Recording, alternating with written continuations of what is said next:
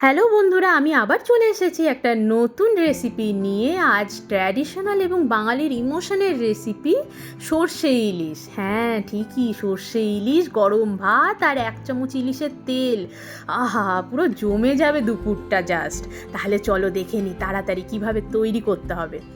ইলিশ মাছগুলোতে অল্প নুন, অল্প হলুদ, অল্প সর্ষের তেল মাখিয়ে রেখে দিতে হবে। এরপরে একটা মিক্সিং জারে 2 চামচ কালো সর্ষে, 4 চামচ সাদা সর্ষে, 2 চামচ পোস্ত, অল্প নুন, 2টো কাঁচা লঙ্কা দিয়ে ভালো করে পেস্ট করে ছেঁকে রাখতে হবে। এখানে কাঁচা লঙ্কা নুন দিয়ে পেস্ট করলে সর্ষে পোস্ত তেতো হয় না। এরপরে কড়াইয়ে তেল গরম করে যদি ইলিশ মাছের ডিম থাকে তাহলে ডিমগুলোকে আগে ভেজে তুলে নিতে হবে।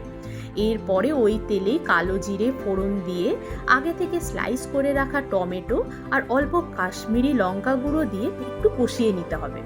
এরপরে যে ছেঁকে রাখা পেস্টটা সর্ষে পোস্ত সেটা দিয়ে ফুটে এলে একটা একটা করে ইলিশ মাছগুলোকে দিয়ে দিতে হবে।